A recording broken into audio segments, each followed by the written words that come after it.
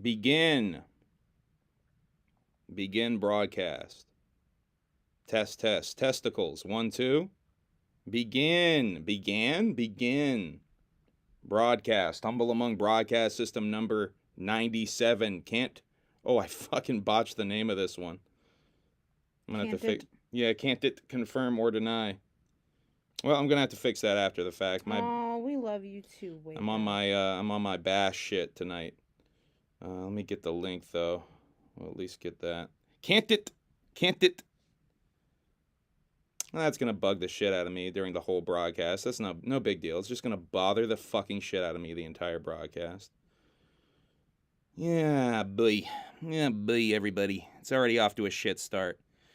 What's up, Wake Up? What's up, Andrea? What's up, Young Hollow? What's up, Jesse Cronin? What's up, Will Gase? What's up, Spooks? Our son. Yeah, our son. Matt Missick, what's up? What's up, Humbug? What's up, THC Records? What's up, LHRPG?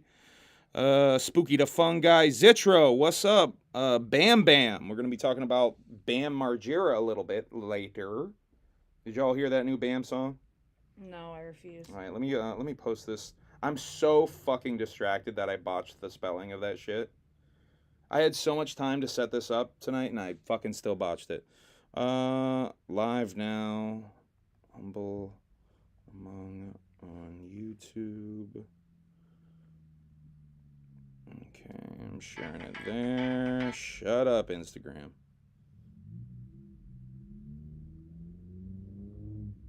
Live. We're gonna try, Matt. We're really gonna try. Link in try for what? Link in comments. Yeah, we're gonna try for Hallowicked. I don't know if it's gonna be doable. I want to go. I want to perform. I want to perform at goddamn Hallowicked. Volume is low. Is it better now? No, please don't do that. Is it better? Do I have to speak like this? God, I hope not. I really hope not. Do I have to change something? Whoop, whoop, this is under the police. Is it good? Is it better? Do I have to talk louder? Oh my god, please don't fucking do that. I might have to talk like this the whole time. No. All right, I'm going to share that link a couple of more places. I'm going to put it on Twitter. If you guys would like to share the link out yourself, this is the part of the program. I didn't take the cookies. Fuck. God, I'm just botching all over the place. This is the part where you can share it out yourself. I just fucking tweeted out a picture with no link. All right, try that again. We are live now with a bunch of W's just to really switch it up. Right? You guys like that? Okay, cool, Twitter. All right, make sure you share it out yourself if you would like. I don't know. You don't really have to. I don't care. Man, I love that I can't... some Leather Kitty, thank you for sharing the link and immortalizing my spelling mistake forever. Can't it confirm or deny? I fucking hate myself. Fuck. All right, let's do the reveal.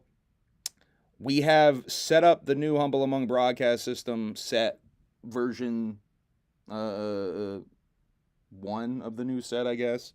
So let's reveal it. You guys ready? No. You guys ready? No. Oh, shit. Oh, shit. Oh, shit. Oh, You guys shit. like that? It's kind of dark. It is kind of dark, isn't it? I tried to fucking... move this thing closer. Hold on, I'm going to play with the settings. I got the Elgato thing open here.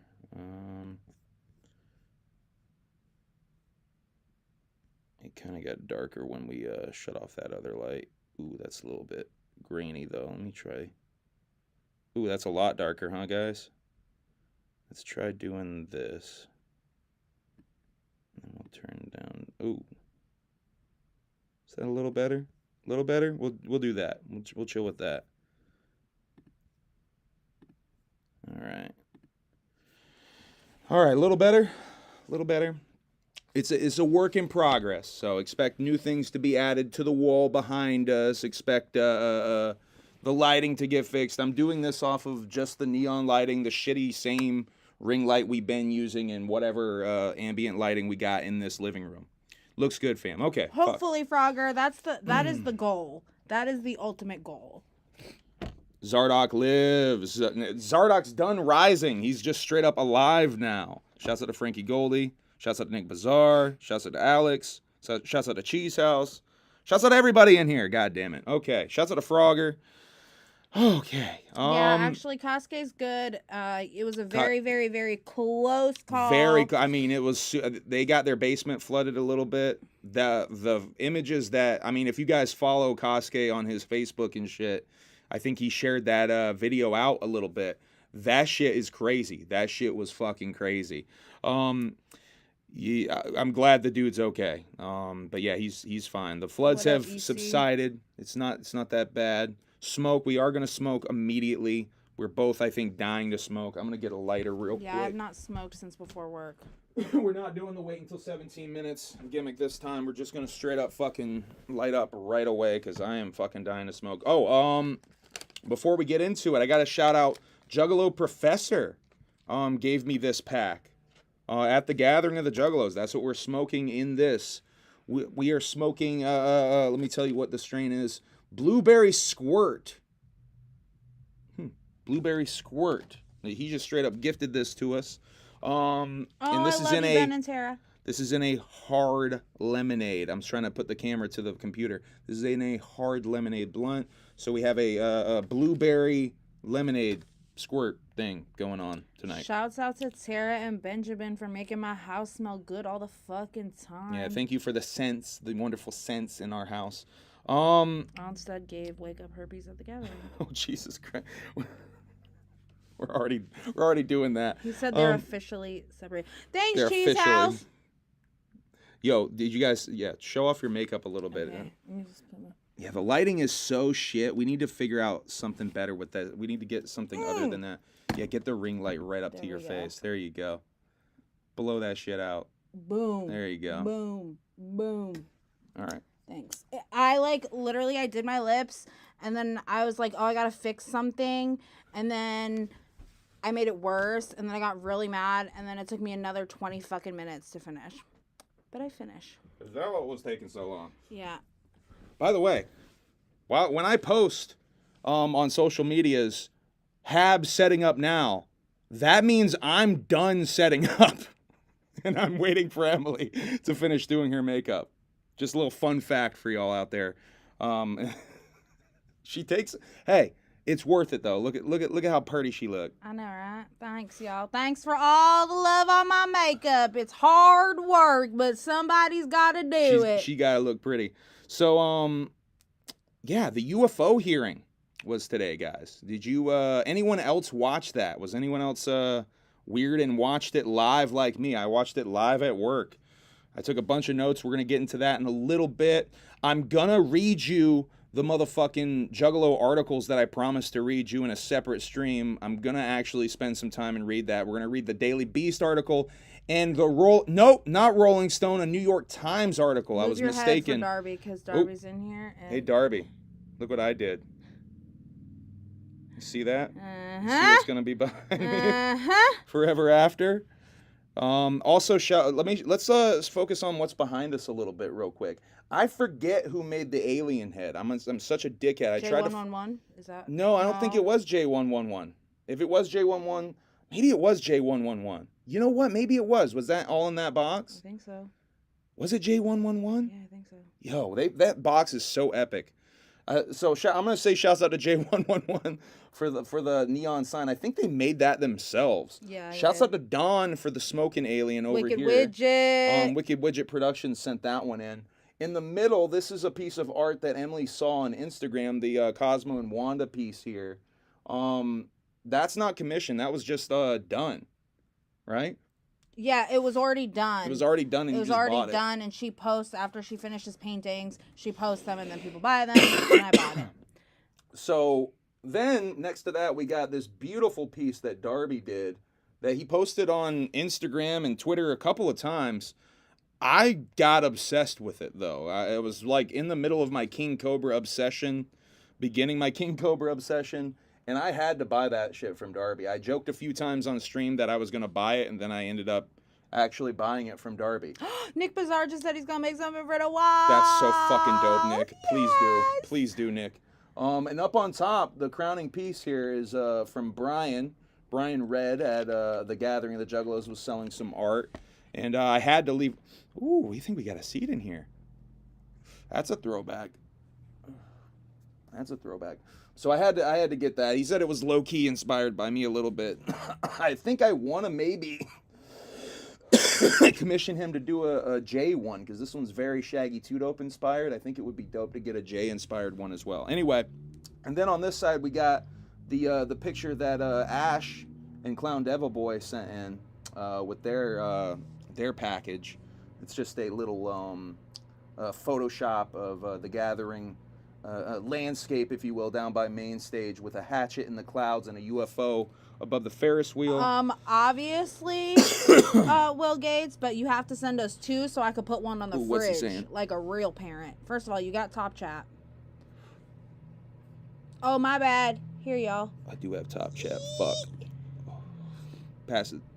Okay. Oh, man, I hate when I do that. I'm botching things tonight. He said, I'm going to make the shittiest piece, but they'll stick it on the wall because I'm their child. And so I'm saying, obviously, but I need 2 copies so I could put one on the fridge like a real mom. So I'm already seeing a problem with the new setup. The table is definitely, we've already talked about this, obviously, but we definitely need to get that raised table gimmick going on here. Because I'm just leaning down, and it's going to be so much more convenient if it was leaned up. So far, though, the couch much better than the other chairs in the other room. I hate those fucking Yeah, chairs. a little bit better. Shouts out to the pink couch. We are on the pink couch that we've streamed from before. What's your Dookie boot? What's Gucci Dookie booties? I don't know. What is Gucci? What is Gucci Dookie booties? It's the age-old question, ain't it? All right, let's get into the gimmicks here. First of all, if you want to send us something to the P.O. Box, there's the address. You do not have to send something to us. This is not us begging for people to send stuff to us. I got a comment on the last episode that's like, it's wild that, it's weird that you guys are asking for people to send you stuff to the P.O. Box. Because he said something about seeing that on other podcasts as well. We weren't asking for people to send us stuff. People wanted to send us stuff. People wanted to send us Faygo. People wanted to send stuff like this beautiful neon piece. Most likely Cheese House. We were not asking for stuff. But if you want to send us stuff, I mean, I ain't going to say no to free shit. Look at the fresh shit that we got. This, and I mean, go look at that J11 unboxing episode of HABS. I don't even know what fucking HABS that would be. Go watch that and how mind-blowing that fucking box is. Cheese House asked if the show's still going to end with me saying my back hurts. More than likely. Probably, because this couch used to end up torturing your back as well. That's one of the reasons we got the other couch, which also tortures your back. I think everything tortures this poor girl's back. My back is fucked. My back is completely fucked. But while we're on that tip, let's. I'm going to talk about the show that I'm doing next. We are not doing that show in St. Louis. Nope. If you see any promotion with my face on it about a St. Louis show in August, I'm not doing that show. The table is low because it's a milking table. Come on, David. We're going to go there already. Hey, what the hell? Hi, Whoopconda. Whoopconda, did Taffy show you the big picture that I got printed for my walls that we're going to put on here soon? Whoopconda and Taffy did a really cool Darby video. Did you see that? Of course I saw. Speaking of Darby, right here, I've had it since Saturday. Everyone else got their shit mad early, right? Not me. I had to wait. Like a sucker. Like a real mark, I had to wait. It's motherfucking... Really, I wanted to do a whole stream just talking about this shit. I don't have enough time to do the streams I want to do. I want to do a stream reading to you guys. But that's why we do HABS, I guess, to get it all in. Ooh, what do we got here? What do we got here, guys? You should know. We got motherfucking Creek. Physical copy. Obviously, listened to this shit a bunch of times. I'm going to talk. We got another full Creek cover sticker. Shouts out to Darby. Shouts out to Chapter 17. Thank you for the hook up, as always. No real hookup. I paid for the shit. But very excited to have the physical to bump in the whip now. Add to the Darby collection. I have a pretty fucking pimpin' Darby collection. Got both piecemeals. I got the Down with the Clown EP. I got Tomb and Gully, and now I got Creek. So yeah, pretty pimpin' little Darby collection going on. Of course, Darby. Darby, you're one of the best to fucking do it in this shit. Of course, I'm gonna support you, man. It's fucking awesome to see your trajectory and how far you've come and how far you're still gonna go, motherfucker. We're gonna talk a little bit about Creek and some of the favorite songs on there in a little bit. But I want to talk about what we watched over the past weekend, because we watched some interesting things. That's the short way to put it. So I know we talked a lot about we talked Darby, and we were saying Darby, Barbie, Oppenheimer. Oh my, that was the gimmick I was getting over on social media. You were saying that. Yeah, I was saying that. I'm not gonna put the royal we on that. No. So we didn't actually see. We didn't actually see Barbie or Oppenheimer. We're seeing that Sunday. Yeah, you got a cute little fuzzy right on the tip of your nose. You know that? Get it? The cutest little fuzzy. There's still a little one. It's a pink fuzzy. A pink one? Yeah, I think it must be from your little fuzzy hair. Weird. That's what you're here for. To groom me. So we haven't seen Barbie. We haven't seen Oppenheimer. Sunday. We're going to try to see Barbie this weekend. Hopefully Oppenheimer too. I think there's like a deal on Oppenheimer at Springfield. Weird. That's why I didn't even get to tell you that. That's why I wanted to see it in Springfield. That's why I was asking where you thought we were trying to see. You're like, I don't know, wherever. And I was like, I knew it was somewhere specific. That new nail salon that I want to go to is in Springfield. Oh. So that's why I was like. That's why you were trying to link that up. Yeah. And you're like, I don't know. Well, because I thought you were maybe, when you said you wanted to do your nails, I didn't think that Springfield had a nail option. It does. That's Okay. the one that Katie sent me. All right, well, we're going to have to maybe do the Springfield gimmick, because Springfield has a deal on Oppenheimer because they had to, like, charge a certain amount in Keene, and they're not showing it in Keene. Like, the studio made them charge, like, $12 or something a ticket in Keene, and they were like, we're not doing that. Oh, weird. So they moved it to Springfield where they can charge a little bit less. I don't know. It's some weird shit. But Papa says didn't like Barbie. Good thing it was bootleg. Oh shit. Actually, yes, Juggalo Professor. This is your weed, actually, my friend. We were actually just promoting that. Thank you, Juggalo Professor. We have 2 blunts rolled up of the blueberry squirt that you gifted us with. Alex 2 liter. We're gonna get to the documentaries that we watched. Yes. Yes. We did watch some new doc shit. We are gonna get to that. Couple of docs. Well, not new. One new doc, one old doc. But we watched instead on Saturday, I guess. We watched The Weill, directed by Darren Aronofsky, I believe is how you say his fucking last name.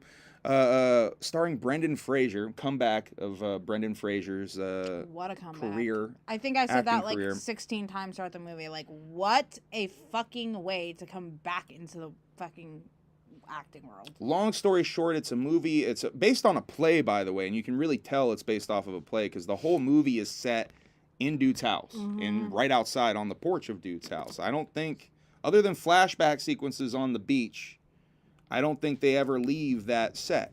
Which, And obvious setup for a play. The way that you see people walking, the shadows walking down the window, outside, that is very like a play. Yes. And how people leave the main room and go into the other bedrooms and all that shit. Very much like a play. Yeah. You can feel it's set up like a play. Awesome fucking performances. Really fucking good movie. Emotional as all hell. Real tearjerker. Fucking... and not Clockwork E style tearjerker, the actual tearjerker. Very, very sad. Really fucking good movie though, man. But yeah, if you don't know, it's basically Brendan Fraser plays a big fat guy who's he basically can't leave his house. It's almost like What's Eating Gilbert Grape style, like Gilbert's mom type beat, and he's clearly having heart attacks. It's clearly trying to force down and suppress heart attacks. Yeah. And his time is basically up. It's really no secret in the movie. Gates said no tears, but it made me jerk. Yo, it's a sad movie. It is sad. His time is up. It's really his time is up. Sad. It's really. I think he definitely earned that fucking shit, Davey. He said I haven't seen it yet. Did he earn that? Really Oscar? good. Yeah, he definitely did.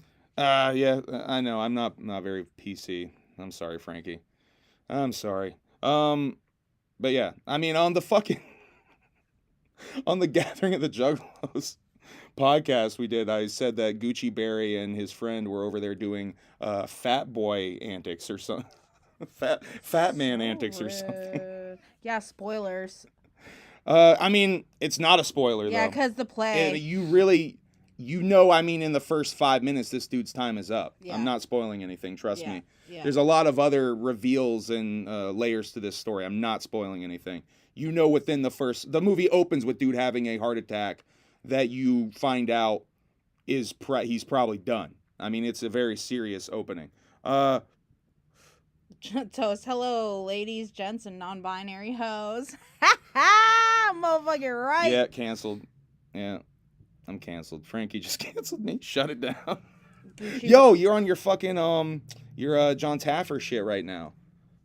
Frankie Goldie, the John Taffer of podcasts. Kill somebody. Yo, Frankie, I just found your new gimmick. Did the rest of that season ever come out? Ooh, that's a good question. We haven't checked in a minute. I want to watch it. Might be a good time to check. You might have to pay for Paramount because I might not like done it. Oh wait, I can't remember. I might not. I don't know. We'll check. We'll turn it on if it's not on. All right. After the Weill, though, we watched Beau is Afraid. I've been saying Bew on here like a goddamn idiot for fucking 6 right months. Before the movie, I was like, is it Beau or Bio? And you know what? I asked for this fucking movie at Bull Moose, the DVD music store gimmick up here in New England, where I got this shit at. And I said, do you have Bew is Afraid? And the lady looked at me weird, and she's like, what? What is the movie? And I said it again, and I'm like, in that moment, I'm like, fuck, is it Beau? So I definitely was like questioning myself. It's What's up, Carissa? How you doing? It's Carissa. So Beau is Afraid. I can't read or Yeah. Beau is Afraid. Beau is Afraid. I mean, Dan Harmon fucking calls bagels bagels. Let's be real. I might just be slightly autistic or something. Strange. Might be. So Beau is Afraid is about a man named Beau. BU is afraid of your pronunciation. Seriously. Oh my god, I know, Chris. I can't fucking wait. We're so close. Yeah, they're counting down to Lost Lands. Counting down to Lost Lands, hanging outs. Yo, I'm kind of excited, kind of nervous about Lost Lands. Kind of excited. You know why? You know, it's something new, a new experience. It's fucking, I wasn't it's a lot nervous. bigger, a lot more people. I wasn't nervous to go to the gathering for the first time. So, Beau is Afraid. Really fucking dope and trippy movie. Weird. Really fucking trippy. Basically, in my interpretation, and I looked up a couple of film theory things about this too afterwards, and I think our interpretation of this was right. Our interpretation was, because we basically agreed on this, it's a movie about not necessarily the reality of what is happening to Beau, but his perception filtered through his anxiety. Right. So you get, at moments, you get maybe something closer to actual reality, but when his anxiety is getting amped up, it gets crazier. Like really over the top, like in really insane and trippy ways. Yeah. Highly psychedelic movie, but it's done by Ari Aster, who did Hereditary and Midsommar. Midsommar is a very psychedelic movie in my opinion. Yeah. Great movie though. Both of these movies similar in ways because they're sad man stories. If you're gonna watch Beau is Afraid, you have to have an open mind. Yeah, definitely an open mind, and be open to weirdness and not necessarily narrative storytelling in the way that a lot of stories are told, because it's very. I mean, it's very strange. I mean, the whole extended thing with the play is probably the most psychedelic it gets, in my opinion. Yeah, not to spoil anything, but the whole sequence with the play in the forest is so psychedelic to me. Really fucking cool, man. I highly recommend it. So, as far as documentary shit, we've been really getting into Violent J's Guy's Grocery Games, which I'm so confused why they keep calling this guy Guy. It's clearly Violent J. All right, I gotta really just lay this gimmick to rest. So we're watching Guy's Grocery Games. Carissa asked if it's streaming, but I don't think it is streaming. We had to get the DVD, right? I think you can buy it. You can buy or rent it. It's not streaming on anything. We got the Blu-rays. I'm willing for both to give of it a these. chance now that I know it's pronounced Bo and not B-U. Thank you. Dr. Parnassus vibes. Fucking right, Frankie that's Goldie. a really good. Fucking right. It's a really good. Parnassus is a great fucking comparison. Honestly, that's a really good comparison. I think we were talking about that. I literally was like, I want to watch The Imaginarium of Dr. Parnassus. Yeah, actually, we were talking about it before we even watched the movie. Weirdly enough, but yeah, totally fucking Parnassus vibes. That's a good fucking flick. So as far as documentary shit, I mean, I guess that's more reality show shit. But we watched the American Gladiators documentary on Netflix because for some weird reason I was drawn to it when we pulled up Netflix. I know, literally, I was like, you really? I'm like, you want to watch this? You want to watch? Like, just very into that shit. I was like, you really? Yeah, that's Terry Gilliam. Yeah, that's the Terry Parnassus is a Terry Gilliam film for sure. So, the Gladiators doc was really entertaining. I actually really liked it. It's a little stretched out because they stretched it into like 5 episodes. So it definitely could have been like just maybe a 2-hour documentary. But I really enjoyed all the extra shit. I'm not like a huge American Gladiators fan from back in the day. I remember catching a few episodes. But I think it's, as far as like the history of reality TV and especially like contest that genre of reality TV, it's definitely like a forefront. Cheese House just said Diamond was her first crush. Yo, fucking, that's fucking Diamond's dope. in that. Diamond's being interviewed in that shit for sure. She's definitely featured. But yeah, the guy, who did we end up fucking thinking was a douche right out the gate, but then really liking? What's his name? Oh, the half Korean guy, I think. Gizmo? No, not Gizmo. Fuck. Yeah, or Nitro. Nitro. Gizmo. Gizmo. I knew it had an I in it. We lit if his name was Gizmo. Yeah, Nitro. Yeah. Nitro seemed like a fucking douche right out the gate, but the more Nitro that we got in that documentary, the more I like that guy. And Ice. Ice is really cool in that documentary. Ice and one of the other girls were in the closet during the filming of that show, and they were told they were not allowed to bring their lovers on the set, which is a really interesting time period. Yeah. And Ellen there's an episode where the American Gladiators are on Ellen, and Ellen's like dating Nitro. Yep. And like before Ellen's out of the closet. Very strange dynamic with that, because there's a love triangle with Ice, Ellen, and Nitro. Mm-hmm. 2 in the closet lesbian. And he wants to fuck both of them. Yeah, so weird. Yeah. Anyway, that was a really good documentary. If you are into behind the scenes type shit like that, I would recommend it. The documentary we watched last night, though, I've been wanting to show Em this for a second. I showed her The Devil and Daniel Johnston, which is a documentary about weirdo folk. I don't know. Not really punk, but it reminds me of weirdo artist Daniel Johnston. It reminds me a lot. He reminds me a lot his sound of the Violent Femmes. Yeah, you said that when they were doing the stuff with Jab. His voice. Like if you combine the Butthole Surfers and Violent Femmes and made it just one guy. Butthole Surfers actually super important to Daniel's history as well. Butthole Surfers, dude getting his teeth done while he's being interviewed for that movie. So Devil and Daniel Johnston's basically a chronicling of his life and career and his mental illness, because he suffers from what did he self-diagnose himself with? Manic depressive with delusions. Grand delusions. Yeah, manic depressive with grand delusions. He self-diagnosed himself with, and yeah, I mean you can see in a lot of the footage he's definitely losing it, going through manic episodes, and it's sad because he's so creative, he's so artistic, he's so different. Frankie just said he just they couldn't have his fucking art hold all on over to it. Disney. They have Daniels? Yeah. Really? That's fucking fresh. Cheese House says I effing love him. That's so dope. You know about that motherfucker. Of course, Cheese House must know about Daniel. Facts. Yeah, such a fucking interesting artist. I mean, his art is so raw and weird. It's not for everybody, but I mean, we're fucking juggalos, so I mean, a lot of this art isn't for fucking everybody. Wow, she bought a painting from him. Really? That's so dope. fucking fresh. That's dope. Yeah, rest in peace to Daniel. But the guy is fucking brilliant, man. He did a lot of shitty things. He's kind of creepy at times. Yeah. But he's kind of endearing at the same time, and there's some of his songs that hit me like just on a personal level that not many songs can hit me like that. So I mean, that's how I know it's a really fucking powerful art. That shit's so fucking good though. Check out that documentary. That's not on streaming. I have a DVD copy of that.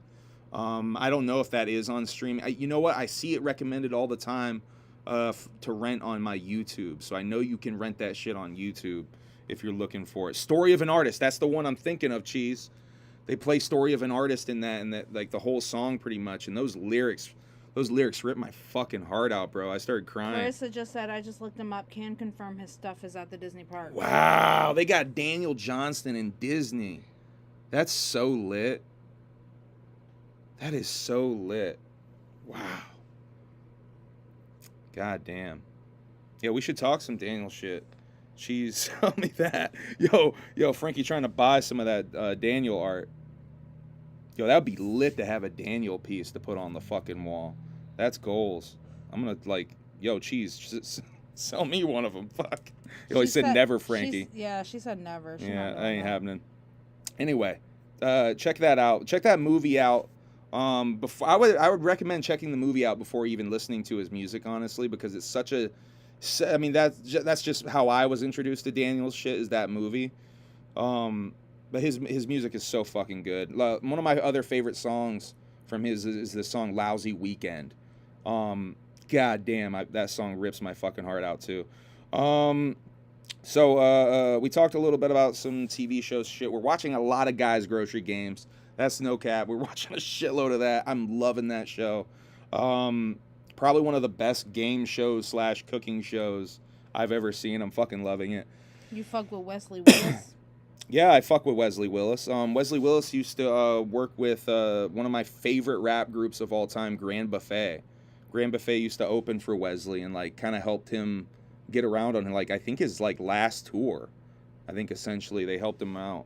Wesley is the shit. Rest in peace to Wesley as well. Thank you to Lady Chaos for the $2 super chat. Mad Clown Love, all y'all are beautiful beings. And look at this. Look at this.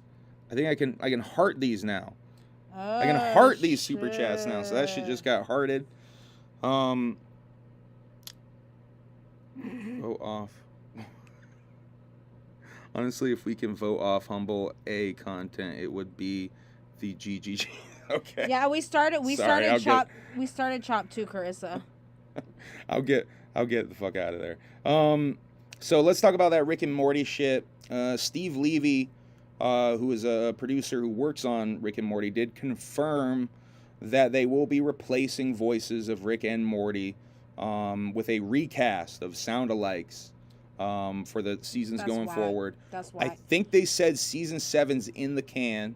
And I think that's the one that's not released. And they're writing 8 or 8's written. It's gonna be fucking bad. I remember as a kid watching cartoons, right? And then a new season starts, and you see the first episode, and a fucking character's voice is different, and you're like, what the fuck is this? Well, I know straight up Dan can do a decent Rick. Rick, you know, Morty's probably the harder one to do, but they're not crazy hard, but it's going to sound different. The vibe's just going to be different. Do you know Gil Mantera's Party Dreams? I sure do. They fucked with Grand Buffet. Yeah, they toured a lot with Grand Buffet. That's crazy, you know, Gil Mantera's Party Dream.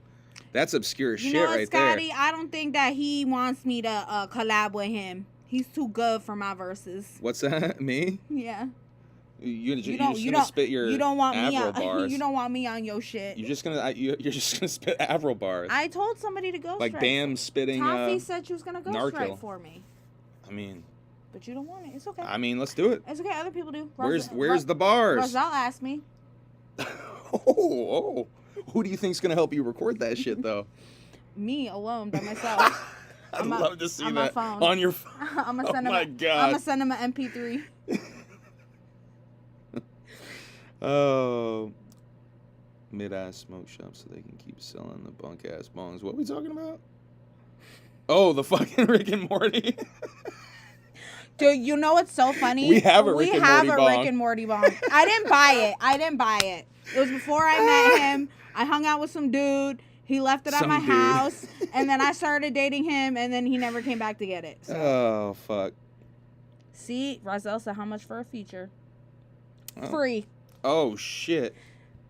Exorcist. It's free. I'm gonna just keep it moving. Exorcist Believer is being advertised out and about now. What was the fucking date on that? I didn't put the date. Yo, Rozelle, for real, I'll do it. I'm down.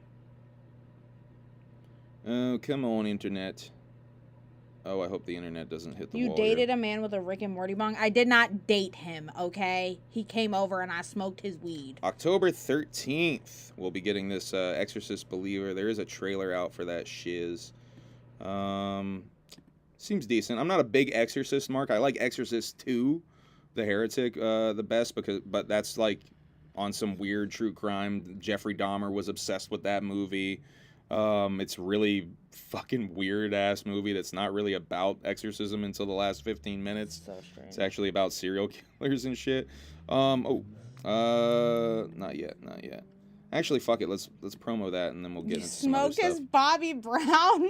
This is the next show I'll be doing, August 12th, hip hop fundraiser in Vermont, to help out Millsy Mills, who got into an accident last year, and she's crippled, basically. She's a paraplegic. She's paraplegic. Crippled is probably another non-PC term. So insensitive. Wow. Not trying to make a joke out of that. Just really dumb and insensitive over here.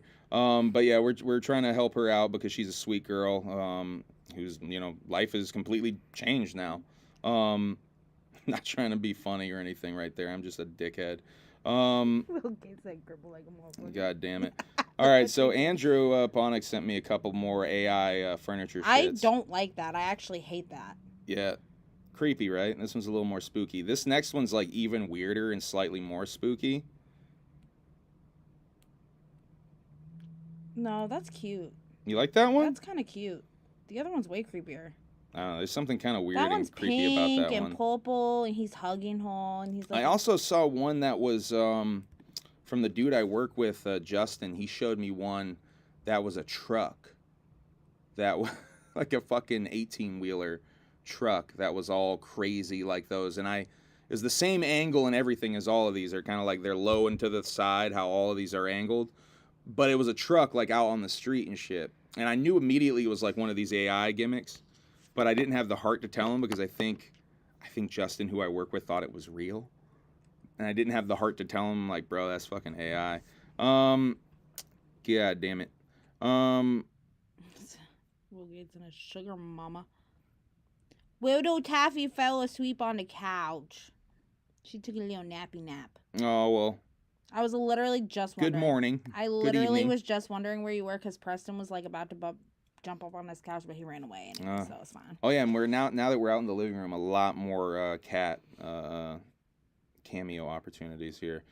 Talking horror movie shit. I don't really care about this too much, but I figure I'd talk about it because people seem to like it. Saw X coming out a month early. They moved back the release date of Saw X to September 29th. I wonder if that has something to do with that Exorcist release date being now in October and them not wanting the Exorcist smoke. 2 movies that I could give a fuck less about.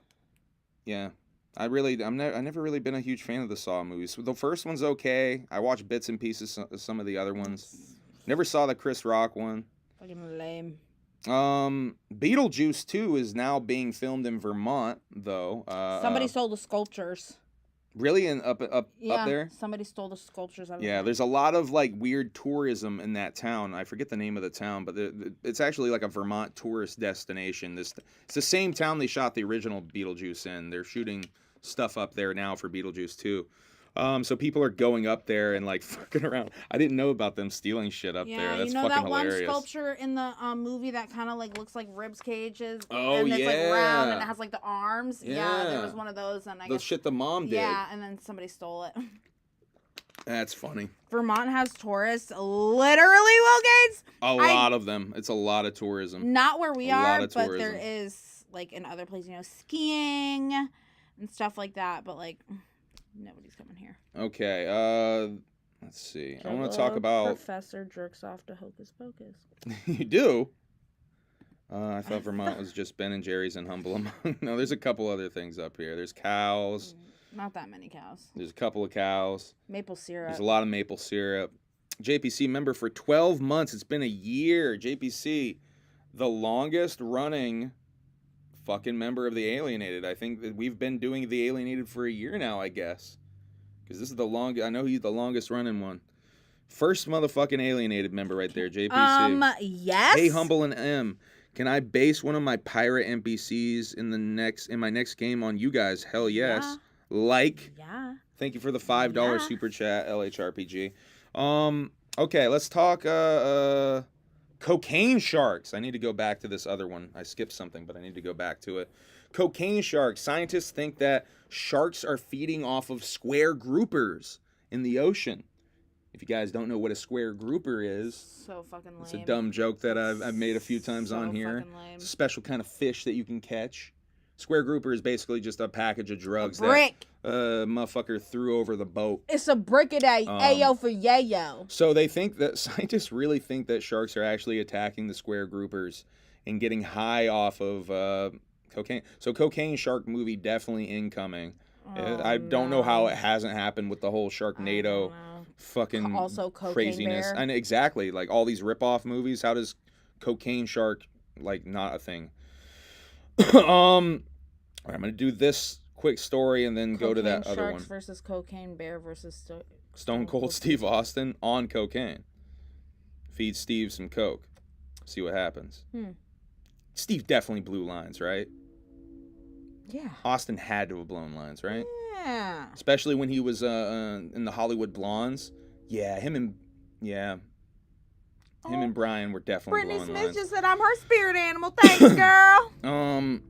I'm more like or doing hot rails. You think they were doing? You can't do hot rails with coke. I know. I'm just fucking around. I'm just doing a callback to that other episode. So this is a weird ass story. Former White House sous chef for the Obamas was found dead in the waters. There's actually a pond, I found out, of the Obamas' Martha's Vineyard estate, Martha's Vineyard, Massachusetts. Tafiri Campbell, 45. He went to work for the Obamas after they left the White House, and it was like basically like their personal chef. Cold rails. Found dead in the fucking pond on the Obamas' property, though. Weird shit. Did they say that like if there was foul play? No word about it at all, and I haven't seen an update. Man's tossed his last salad. We're just joking horribly about death on here and tragedy. R.I.P. talking about with his. Yeah, rest in peace to all the old. He wasn't that old though. 45, I guess. Is that old? No. That's not that old. All right, Oppenheimer, some Oppenheimer related shit. The Trinity test, the explosion that they're talking about in the Oppenheimer movie, the Trinity test spread radiation to 46 states and Mexico and Canada. That's how far that shit went. All the way from New Mexico. So that's cool. That's cool. Now, a lot of people, including myself, think that's a major reason. EC Juggalo, Sinead O'Connor died.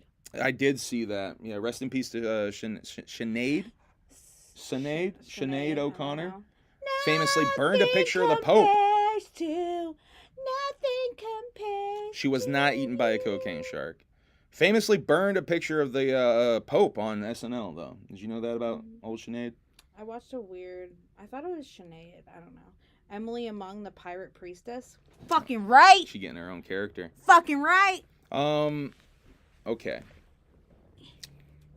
I think that was all I had. All right, I'm going to get into the UFO stuff now. So, let me actually get right into it. So, the hearing was today. We talked about it happening last time, how the date had gotten leaked and all that stuff. Let's see. Before this even was going to happen, there was a lot of pushback, apparently, from the intelligence community, from the Pentagon themselves, trying to make this not happen, apparently. That NASA was going to be a part of this whole presentation in some way. They pulled out of it entirely. Basically, here are the three whistleblowers, if you will, or witnesses at the hearing. None of these people are new names or faces to the UFO scene or situation. Ryan Graves, Executive Director, Americans for Safe Aerospace. He basically was working in Virginia Beach on a military base, and they had updated the radar systems, and suddenly they could see a bunch of shit that they couldn't see before. Oh shit! And then they started seeing actual, eyesight sightings of this stuff at that base. Because every radar system that they updated, everyone was starting to see this stuff on the radar systems. So that's kind of his experience with this stuff. He's had some other experiences as well, apparently, getting more into it. He apparently, I think he worked for some of these this ATIP type of shit. I'm not really 100% sure on that. David Fravor, though, is a former commanding officer, Black Aces Squadron, U.S. Navy. Commander David Fravor is the guy who filmed and chased the Tic Tac, one of the Tic Tacs that was over the Pacific Ocean. He's the one, I think it's off of San Diego. They were doing a special mission, and there's a Tic Tac UFO they see floating right above the ocean, way down below them, and they see there's something frothy. There's frothy water happening right below it. Speculation that there might have been something in the water as well. McIntosh said, didn't he see the red cube? Yeah, they talk about that red cube a little bit later in the thing. I have that in my notes. We're going to bring up that red cube. Some of the shapes and different Will things. Gates said, I'm scouring the 7 seas for them bricks before the sharks get them. Go to Florida. Apparently a lot of that shit washes up in Florida. So, where was I? I was talking about Fravor. Okay. So he kind of tries to chase it. It does stuff that he's never seen before. To his knowledge, nothing can do the kind of stuff that he saw that thing do. And in fact, his big thing is that he says he wants to fly one of them. It was his first impression with seeing this is like, as a pilot, he wants to fly one of them. And then there's David Grush, who is the whistleblower, the guy who came out and leaked a bunch of crazy fucking shit. This guy is really interesting because of how he walks the line of all of this stuff throughout all of what I'm about to talk about. Former National Reconnaissance Officer, Representative, Unidentified Anomalous Phenomena Task Force, Department of Defense. This guy is really what's breaking all of this open, because him coming out is what caused this hearing. Now, how much of this is first show, how much of this is an act or whatever is purely speculation stuff. I'm just going to focus on what happened in the hearing and my reactions to it a little bit.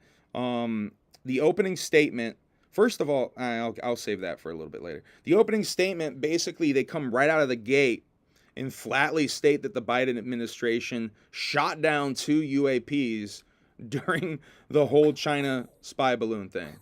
So just straight up says it like it's fact. And this is now what's really interesting is this is a hearing. This is a congressional hearing. All this stuff is on the record. The 3 witnesses are speaking under oath, so they can get in a lot of trouble for lying under oath. This is all big important shit, and we're gonna talk about how no one seems to care about some of the shit that got revealed today. Go ask some people about the stuff that got revealed today in your life. It doesn't seem like many people even notice or care that some major shit got revealed today. Really not revealed, just it's on the record, because there really wasn't a lot of new stuff revealed during this. But to me, right out the gate, them talking about the UAP shoot down, and they're talking about this as being just straight up a shoot down. Grush later on refers to this as well and seems to insinuate he's seen some footage of the actual shoot down, and he does not understand why we haven't seen that footage, because to him there's nothing sensitive in that footage, that's wild to me. I don't know, that's some wild shit. Let's see. Grush says later, okay, I got that recent shoot down. Burchett shouts out George Knapp in the crowd, and he's right in the front row behind the witnesses. Jeremy Corbell also right there behind the witnesses. If you guys don't know who they are, they run like the UFO podcast, the Weaponized podcast, which I feel like is basically a mouthpiece almost to the official narrative that they're trying to get out there. And all of this very much is on the record, the official narrative. I don't know, speculation on how performative it all is. They state very, very much right out the gate that this hearing is about uncovering the cover-up. No, so but you get a lot of interesting stuff put on the record now. Ryan Graves up first. He talks about the radar stuff that I just told you about, updating the radar at the base. Now they could suddenly see anomalies. David Grush is up next. He's the first whistleblower. And then Fravor, the pilot who actually encountered UFOs. Now they kind of each make their opening statements and kind of tell you their stories, like I basically already told you at the top. And then they basically just start asking them questions. I don't have exact answers from exact people because I was listening to this at work, but I'm going to try my best. Grush took a lot of the answers for a lot of this stuff, but they were asking everybody different questions here. Yeah, Mac and Hose, he saw that while I was doing my makeup. Yeah, I guess I actually have the Mitch McConnell weird freeze coming up next. We're going to talk about that right after the UFO stuff, actually. I have it pulled up already. Now, let's see. Grush asked straight up, is there a reason to keep this classified? Grush answered that there's weaknesses in the defense systems is why he thinks all of this is being classified. Basically goes into my whole thing about conspiracies. Why they are conspiracies is the government doesn't want to look bad at the end of the day, or look weak, or look like they don't know anything, which in this scenario they are all three. They look bad, they look weak, and they definitely don't know anything about what's going on. Or if they know something, they don't know enough. They don't know enough to feel comfortable with telling you what's going on. A big part of this whole thing is them stressing there is no official system for reporting UFO sightings, UAP sightings, for anybody. There's no real, I guess probably in the military there might be, but for pilots, for people like this, there's no real official reporting. And in fact, they talk quite a bit about, Mr. Graves talks quite a bit, especially about how he believes that something like 95% of sightings in the military are gone unreported because of fear of being made fun of, or just not believed, or it could hurt your career. Right. Because it seems to be a lot of career-threatening type of tactics to retaliate. And Grush is definitely afraid of retaliation. Retaliation gets brought up a few times. Grush says he knows where the retrieved craft are held. He straight up says he knows where. And he says he's willing to talk about where this stuff is behind, in a skiff. What was it? Secured. They had this skiff fucking term they kept using the whole time. I forget what it stands for. It's basically a secured building. Anyway, I'm not going to focus on the skiff thing. But yeah, they're definitely going to interview Mr. Grush privately after all of this. Fravor says the aircraft are far beyond anything we have. They can stop immediately in the air and go in a completely opposite direction. This is the whole, the right angle turn maneuvers that these things have been seen doing, like insane miles per hour. The physics of that make no sense because a human being would be splattered upon the inside of that craft if a human being was in there, no matter what. And we have nothing that can do that. Let's see. Grush says he has knowledge of people who have been hurt or injured. When asked if anyone has been hurt or injured to repress this information coming out, he says he has knowledge of people who have been hurt or injured. But when asked about murder, he suddenly does the thing where he can't confirm or deny, or confirm or deny. Which means yes. He does a lot of that, and to me, like we talked about earlier, to me every time he does that, it means yes, Because when it's no, he flatly says no. So using that guide, you can kind of go through this and get some more interesting information that has kind of secretly been dropped in this whole thing. We got Steve-O. Joining us. Come on, Steve. Come to mommy. Come here, dude. Come over to mommy. Thanks.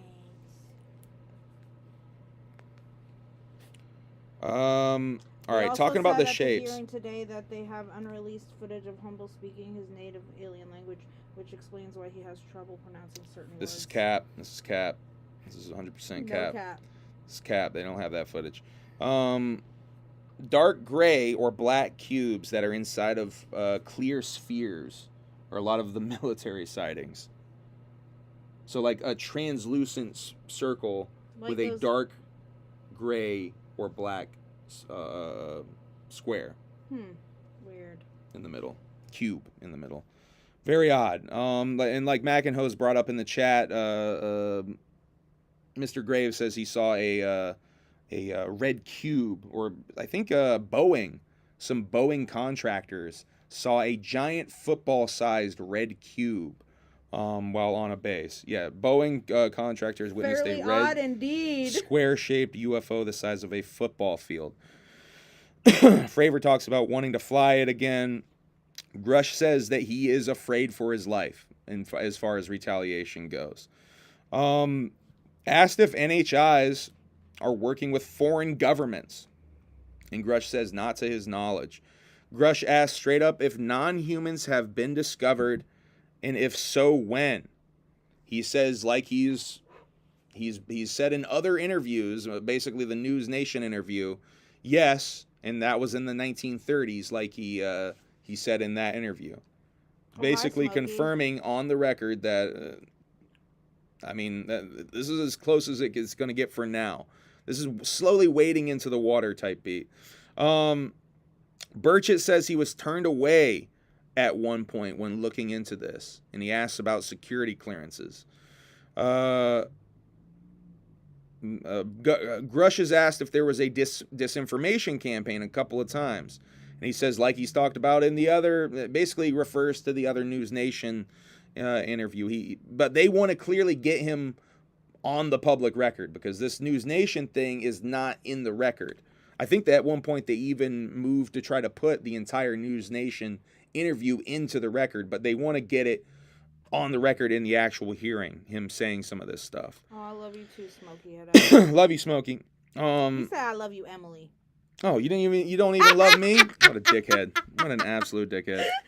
He do let you. He ain't got to tell you, though. And he, okay, let's see. I need reassurance. And he says he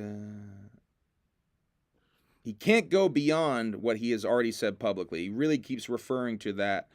What up, Prez? Gifted. Oh, shit. LHRPG just gifted 5 memberships. What's up, Prez Murderous? Shouts out Prez Murderous. We got Juggalo Professor, Will Gates with another one. Stoney got another one. System of a Down Syndrome got one, and Indecent all got alienated memberships. Have buttholes? No, I think they poop out of their mouth. You know, I've been doing a lot of Reddit reading on this. There's speculation. I actually have an answer for you. There's speculation that these beings secrete their waste through their skin. Is that why they stink when people have... Maybe. So, like, the way we sweat, their waste goes out. Like, they shit through their skin. Anyway. I see. Shouts out to all the green in this chat. They fart like spiders? What does that mean? Spiders fart? How do fucking spiders fart there? Oh my god, like in Scary Movie when he pees out his finger in front of into Charlie Sheen's mouth. What? Someone said aliens pee out of their fingers in Scary Movie. One of the Scary movies. Oh, I've never seen that one. The alien pees out of his finger. The one they must make fun of signs. That's the one they make fun of signs, right? Yeah, I remember that from the trailer. We got to see those scary movies that I haven't seen. I want to watch them shits. Okay, disinformation campaign. But basically, yes, there is a disinformation campaign. And it probably goes really fucking deep. And has been active for a while. Asked straight up, has there been activity from these things that has injured humans? He's kind of evasive, but when asked both, he says both. when asked if it was the government or the aliens. So he basically wants clarification, and he says both. He says both. So the government and the craft, if you will, have hurt people. Basically, they start on the why do such advanced creatures crash? And he's also asked at this point, if they're interdimensional, why do such advanced creatures and technology crash? He doesn't really focus too much on the why they crash question. He kind of brushes over that a bit. But when asked about the interdimensional question, he has this to say. He says that there's something called the holographic principle. And he uses the metaphor of something being like a 3D object casting a shadow onto a 2D surface. And this is all theoretical at this point, but goes into quantum physics, quantum mechanics, stuff like that is like way over my head, and that Jacques Vallée fucking understands, and almost certainly Jacques Vallée understands this shit on another level that probably most humans do not fucking understand it. And I think that's why he's so deep into this stuff. Jacques probably knows stuff that a lot of people do not know. Let's see. Ask straight up if any evidence could be from our rivals, could be from rival countries. And he says, not to his knowledge. Says some retrievals predate our own advanced systems. So some of this stuff we were getting before we were even remotely there to do anything like that stuff. Matt Getz at one point says he saw a photo of something he could not see coming from anything that we have. He talks about an orb. Orbs flying in formation at this point. Asked Grush if our government has made contact with NHI. Said he can't answer that in a public setting. Yikes. So that's the very much the can't confirm or deny shit, where to me that answer's yes. Asked if we have beings. He says we have what does he say? Biologics, I think is how he kept saying it. I think that's how he kept saying it. Biologics, I think was what he was saying. Non-humans. We have non-humans. Graves said that they wouldn't have been able to defend themselves if they became hostile in some of the situations that he saw. Basically shutting down weapon systems, shutting down radar. They have the ability to straight up shut that shit down. That's a story that's getting repeated constantly over and over again. They can shut down jam radar systems and shut down weapon systems. Now, in a lot of ways, that could be considered an act of war. Oh my god, I just almost got grapefruit up your nose? Juice out of my nose. Oh my god, that was scary. It was an alien. So a lot of countries would consider that an act of war. Yeah, facts. So, but here's my question, and I said this on Twitter: is shutting off weapon systems and radar systems an act of war and an act of anti-war? Because to me, and they brush over this real light too. They ask the question about if they've been seen over nukes or over nuclear facilities, and sort of this like quick fire session of questions at towards the end. They'd sort of do some quick fire shit where they have all three of them say yes or no answers to questions, and they all say yes as far as the nuke. They are clearly attracted to nukes, and this goes into the weird Russia thing where apparently we have some sort of protocol where if Russia sees something over their shit, or if we see something over our shit, we check with each other before we fire off on each other. To me, I think they are able to shut those things off as well. There's stories about that shit. So, like, I'm about to fuck you up in about 5 minutes. You better let me know if it's these aliens or these dumbass Russians. But if the stories are true, even if they went to go fuck us up, or we went to go fuck them up, to push the button, the shit wouldn't work. Because they're not going to let it happen. Right. That shit's crazy to me. Let's see. They say straight up in the hearing that it's clearly a threat to national security. NHI, non-human entity. Hey, leave me alone. Intelligence, non-human intelligence. I got it right now. Clearly a threat to national security, they say straight up. And to me, that's where I start to get nervous with all this, because that feels like they are banging the war drums for the Pentagon. And that the Reagan's fucking dream is going to come true. Asked if injuries have occurred to people working on reverse engineering. He basically confirms reverse engineering of craft in all of this too. Grush does. He says yes, but can't elaborate.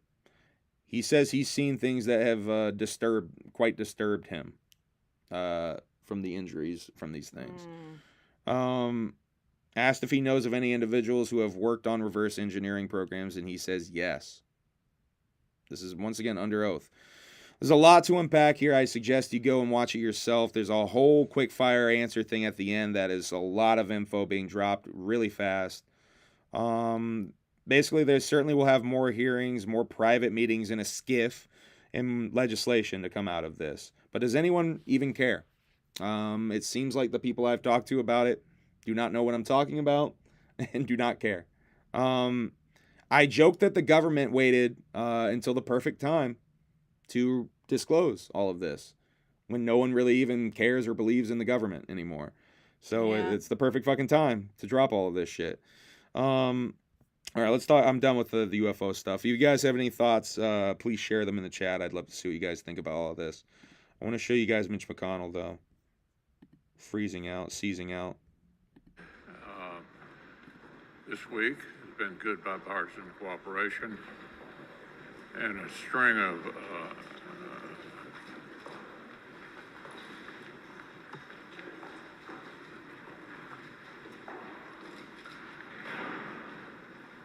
He straight up pauses.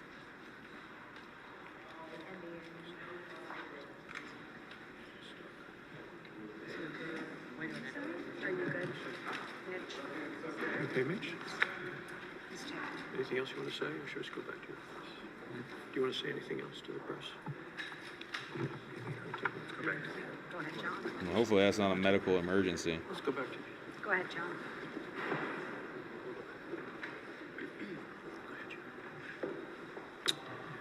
So this is... Yeah, really weird. Also, John said that's how I looked at the BLT. What? I was gonna say something, but I'm just not gonna say it. Never mind. What? That's how I looked like when I was at Hexxx because I was So zoned out? zoned out. Yeah, that's a good way to put it. Zoned out. Zoned out. She was zoned to the bone. All right, let's talk about this shit. Bam Margera's new song, if you can call it a song, with these, what is these guys' names? Colt Shada, Tanboy Miguel, and Since When, produced by Zabba. So these are the new rapper dudes that Bam has been hanging out with, I think in Vegas. I think out in Vegas he was hanging out with these dudes. And he recorded this song, this horrible fucking song. Now, I'm not going to play it for you. Go look it up, though, because it's truly bad. Actually, should I just play Bam's part? I'm going to just play the audio of Bam's part real quick, because it's so fucking... I'm scared. Hold on, I'm just going to play Bam's shit. And then I'll read you. I want to read you the promo he cuts at the, whoops. At the end, I'm going to read that. Okay, here we go. Ever since you left, everything be strange, just like I could never be pulled up again, I ain't no element. I'm wearing up like I that I have from front of shawty, I feel just... Let's see, where's Bam at? Who's that? Come here, Pressy. Come here, Pressy. I had to rise from the ashes, I had to take a lesson from the darkness. Yeah, watch me at the family fun center. I'm on a slip and slide, and I'm naked as shit, and I'm sliding aside 10 motherfuckers with a dick 10 feet wide. All right, so that part is actually stolen from Narkill. That's actually like lines straight up stolen from Narkill. I'm not gonna play too much more of that because that's probably already got me a copyright. But I just wanted you guys to hear the flow on that. I'm gonna read you the lyrics and the diss on here. Yeah, it's not very good. Shit. Here we go. Feel like Bam. respect a man who rap about taking his shit. He said he was butt ass naked. That's wild.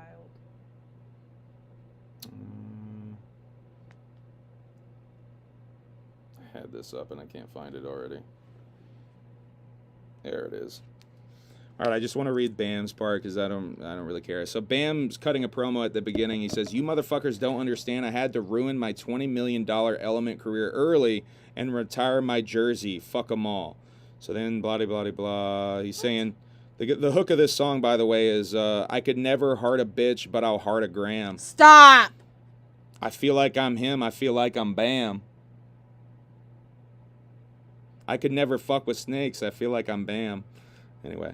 That's pretty good, pretty good. So here's Bam's verse. From Phoenix to Wolf, I had to rise from the ashes. I had to take a lesson from the darkness. Yeah, watch me at the Family Fun Center. Watch me now. I'm on a slip and slide. I'm on a slip and slide. And I'm naked as shit. And I'm sliding side to side. 10 motherfuckers with a dick 10 feet wide. Oh yeah, whoop-de-woo. He even does Deco's whoop-de-woos, like doing the rake thing. Oh no, yeah, look what I can do. So drop the mittens in the ring. Double dare Knoxville, he's gonna be there. So find out if he has the stuff to find out when I'm gonna fuck you up. Then stand back and laugh, so step in the ring, pussy. And then he cuts this promo at the end. Is Phoenix Wolf is the name of his son, Yeah, right? he's referencing his son at the beginning of this horrible song. His verse of this horrible song. 10 years later, I hit pause and he revved a motorcycle in my house at fucking 6 a.m. So I ran out, opened up the door, and stepped on all these fucking tacks. By the way, we just saw this. There was like 2 tacks. 2 fucking Two tacks tacks in this motherfucker's foot. We just saw this shit. This incident he's talking about. Hey, Preston, we got Preston sighting. Come here, Preston. Anyway, let me keep going. You ruined my fucking moneymakers and you ruined what I love. Pff, professionals? I'm the only one who is pro. Just because Wee Man can do a nose slide on a fucking 1 foot curb does not mean he's a pro. Coming after Wee Man. You do not get little kid points in Wow, and Steve-O. You know he skates, but he can barely do a rail slide on a flat bar. Meanwhile, we have Corey Janot, Nia Houston, I don't know these people, Chris Joslin, and all these motherfuckers breaking their asses. I talked to the Olympics. They all said that this is fucked. But I love you, Steve-O, big time. But man, fuck them all. Especially Tremaine. He's a greedy fat fuck. This is all still in the song. He's a greedy fat fucking pussy who made us sign a contract that everybody can get hurt except him. Fuck them all. So that's, yeah. Taffy said, Emily, you better learn this one. Watch me listen to this song fucking 400 fucking times in a row, and I'm going to be prancing around the fucking house spitting it. So he disses Steve-O, Johnny Knoxville, Wee Man, and Jeff Tremaine all in this. Steals some Narkill lyrics. I think it's whack he steals the Narkill lyrics. Apparently that's something he did on his project Fuckface Unstoppable quite a bit. He was stealing Narkill lyrics even back then. Steve-O responds with a TMZ video dissing him and promoting his skate decks. Then I saw him and Pontius are teasing a diss song response while promoting the skate decks. And then I saw, here's actually something not related to Bam, but still Steve-O related. Steve-O dropped a video called The Stunts He Regrets the Most or some shit like that. And in it, towards the end, the last stunt he mentions is showing his butthole at the 2021 gathering of the Juggalos. He says, something about the lighting made his butthole look extra cavernous. Yeah, it was the lighting, Steve-O, the really dark Throw a snake ambient at Bam. Lighting. Facts, Ponix. I'll do it. But yeah, if you've never seen, I cannot show you Steve-O's butthole on here. But yeah, you want to like that? Yeah. I saw you pick up the lighter. Yeah, I almost lit it like a couple of times. And I've been like staring at it. And Do I'm that like, shit. This is the second blunt off of Juggalo Professor's blueberry squirt that he gifted to us at the gathering. Thank you, Juggalo Professor. But yeah, he definitely got a cavernous butthole, Steve-O. That home that was raided in Vegas that we talked about in relation to the Tupac murder belongs to Paula Clemens, who is married to a man named Keith D. Keith is the uncle of Orlando Anderson, who is a lot of people think is the guy who, had Tupac killed. He's the guy that they beat up that night in the lobby there. So Orlando's dead now, by the way. No word on what was recovered I had in the notes, but just today I saw they recovered 11 40 caliber bullet cartridges that they're going to test to see if match the bullets from Tupac's Viking body. with Beach. I don't know if you're still on the alien topic, but I couldn't comment. I was in the military and was visited by an alien in Afghanistan in 2010. That's wild. What do you mean visited by an alien? Did they land?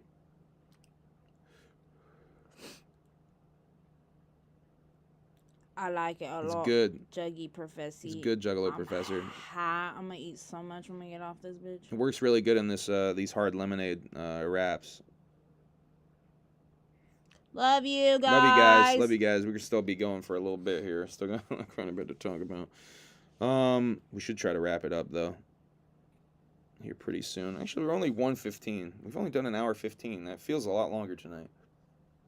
That Juggalo, that UFO fucking segment felt long. I seen an alien in 2016, I swear. Woke up to an alien just standing over me. That's creepy as fuck. I wake up to an alien next to me every day. I was told it was because of the malaria pills we were on. But I don't think it was that. That's fucking eerie. That's wild. That's eerie as shit. Did you ever tell anyone? Like, any of your fellow troops, if you will? Or were you afraid they were going to clown on you or something? Nobody's leaving. Wake up. I promise. Oh, we still got a good amount of show. Don't worry, wake up.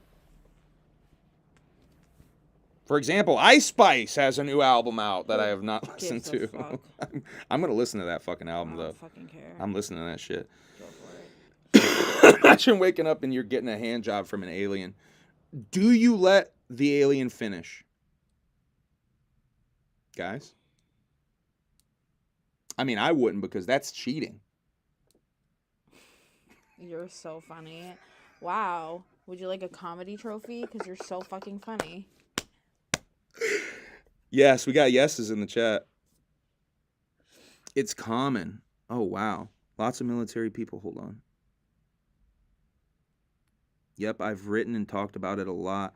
Lots of military people I know had the same experience. No one would make fun of you for the... Wow. It's common. Wow, that's fucking crazy. Well, thank you for sharing your story, man. Diesel has a point. Could you stay hard after knowing an alien's hand is on your dick? Like, what if you get that smell, that poopy skin smell? Here's the thing. There's that guy.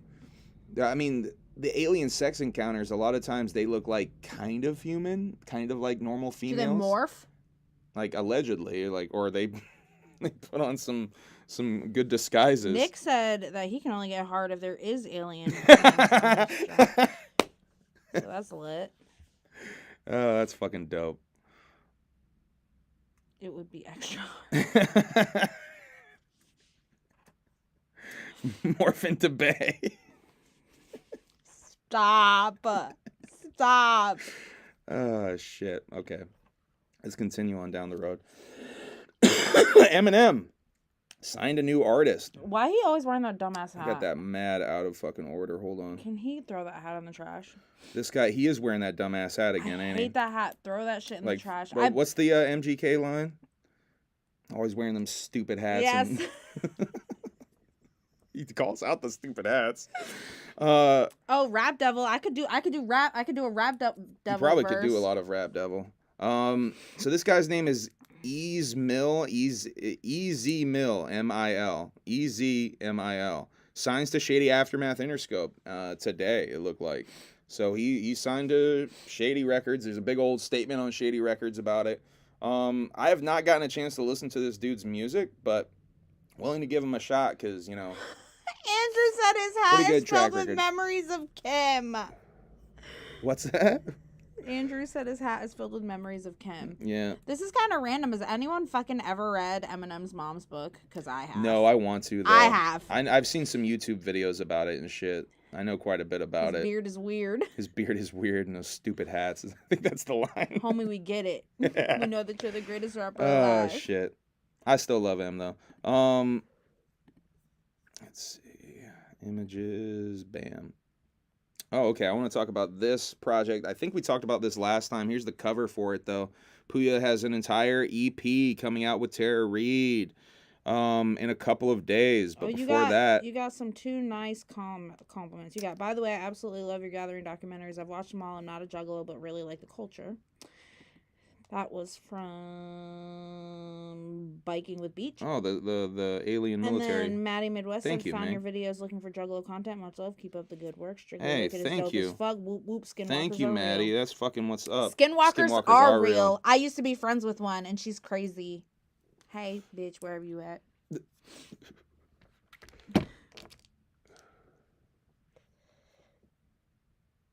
He has a face tat until like last year. Some of y'all juggalos and don't know it. That's facts. That's facts, Brittany. That's one of the things I hope I do the best in this culture is bring new people in. That's one of my biggest goals, and I think I'm doing a decent job of doing that. So I thank you for those comments. I do love seeing that shit. Check out some more of the culture. I would suggest though, because it's an interesting culture and there's a lot of fucking cool shit going on right now. My nose is dripping. Oliver Tree got a new music video called One and Only that I need to check out. I've seen the advertisements and little clips of it that he's been posting. I haven't actually sat and watched the whole thing. Looks really cool, like he's getting back on his artsy music video bag. Fucking love that motherfucker. Oliver Tree gonna direct a hell of a movie one day. Facts. He's gonna direct a hell of a movie. Facts. Clockwork E and Shankside are doing a festival. I don't have the flyer for that for you guys. I'm gonna hopefully have that one of the next times we do this. I wanted to shout that out. And Will Gates and Strife are gonna be at a festival called Faychella that I need to get a proper flyer for as well. Faychella, that's an lit. Arkansas festival. They're coming up pretty soon. I'm gonna get flyers for that shit for the next episode and promote that a little bit more proper. Let's talk about some of these songs though. So I haven't heard this song, but Puya dropped that as well. But I'm really looking forward to this Chrome Caskets EP with Tara Reid because Puya and Tara Reid fucking spaz together. I haven't listened to this, but this is that Duck Boy Ruby from Suicide Boys put out this project. Kind of going under the radar a little bit because he put it out under Duck Boy. I still haven't even fucking listened to it. I think Kosuke put me up on this originally. Taffy said used a real flyer with the Greyhound bus on it. Greyhound bus? For which one? I don't know, flyer. Getter. I love Getter. So the Grade 8 tour is coming up. City Morgue still listed as being on this shit. I wonder if Zilla famously did not show up at the Gathering of the Juggalos this year. I did see City Morgue's Instagram posted a wrap-up type video of their appearance at the Gathering of the Juggalos, or at least Sauce's. Ruby was originally in a punk band. I think they both were in that band, right? So we went back to that. Andrew. Oh shit! So that's on some punk shit. Oh fuck! I fuck with that. That just got me excited to listen to that acetone.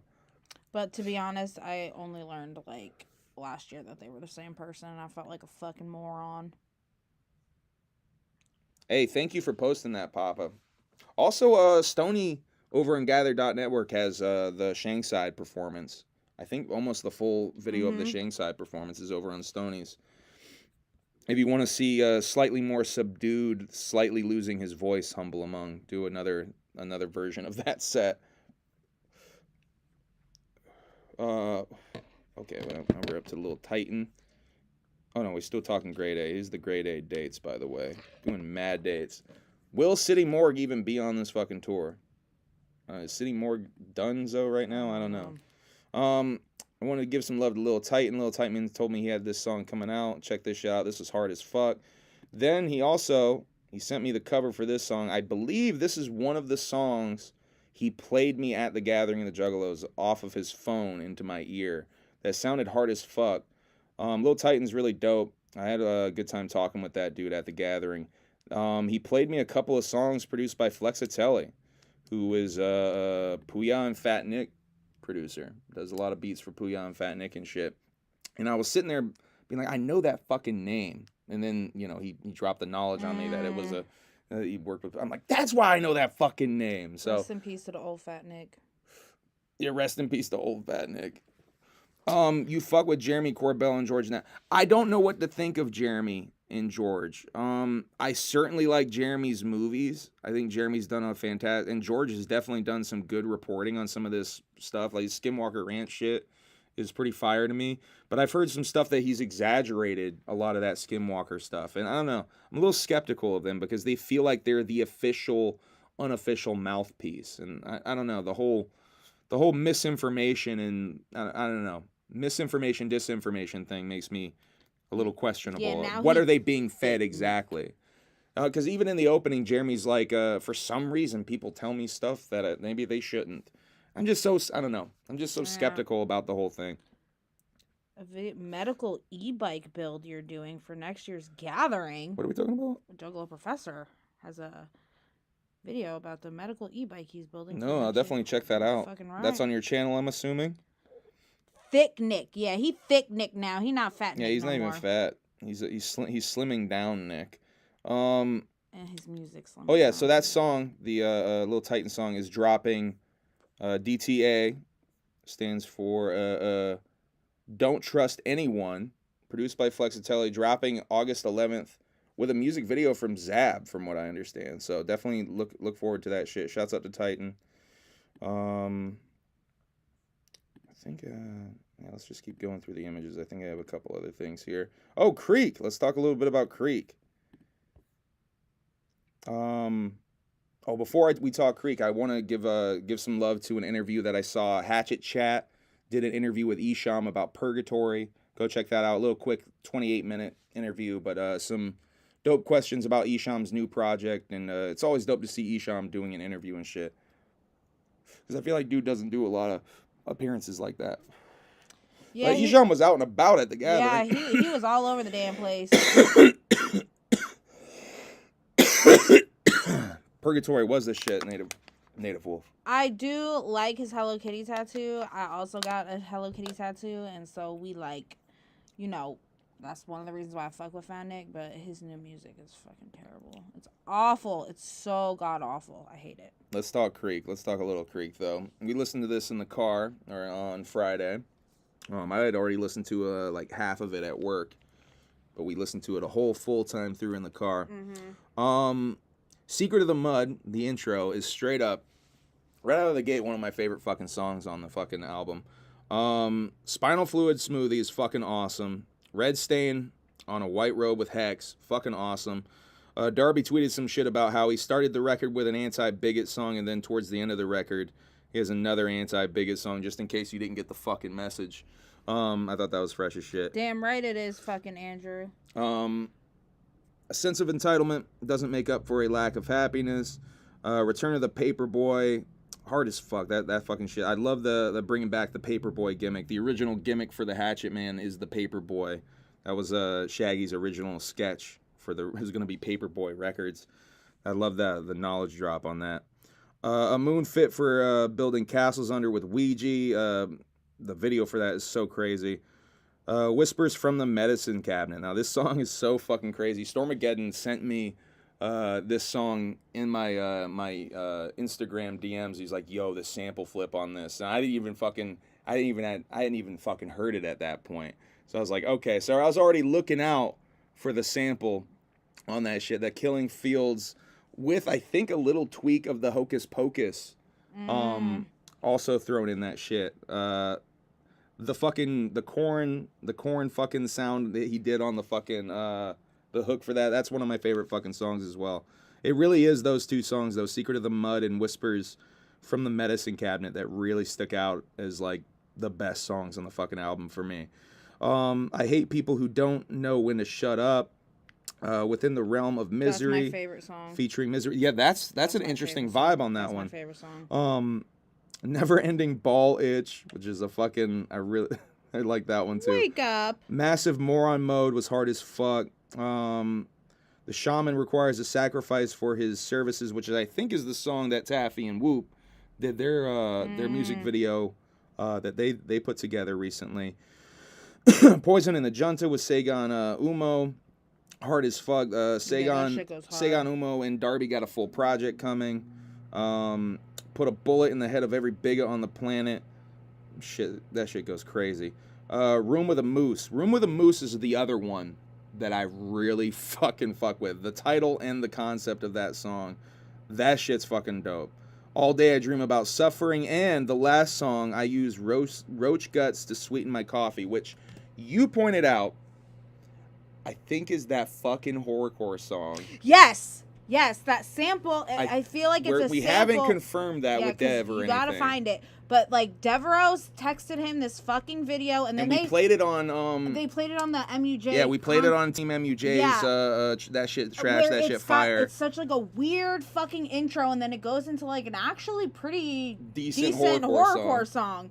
But like it's a really long intro where at first you're like, what the fuck am I even watching? Yeah. Like if you don't know you're like about 2 minutes long. If you don't know you're about to watch a music video, like no one's like, this is a music video. Like you're like, what am I actually fucking watching? But when I heard it, I'm pretty sure that was sampled from that intro. I think you're right too. I think you're fucking right. Moose is my favorite song because Darby does his elite kickies during the hook. Yeah, that shit's fucking. Oh my god! Shouts out to Darby. That shit is amazing. Go get the Creek. Go listen to the Creek. Keep running up the Creek. Next up in C17 though, we got Hexx's Tales of a Cursed G coming out. What is it? August 18th, I think, for that one. And Hexx is also on tour. Got announced for the tour with Shaggy. He is on that shit. Laszlo, the second leg. Asked what we ate for dinner last night. Oh. He made me French toast and eggies. I cooked. I made brekkie for dinner. Yeah, I literally was like, I'm not clocking in for kitchen duties tonight. Please make food. I don't want to cook. So he did. He made French toast and eggs. It was delicious.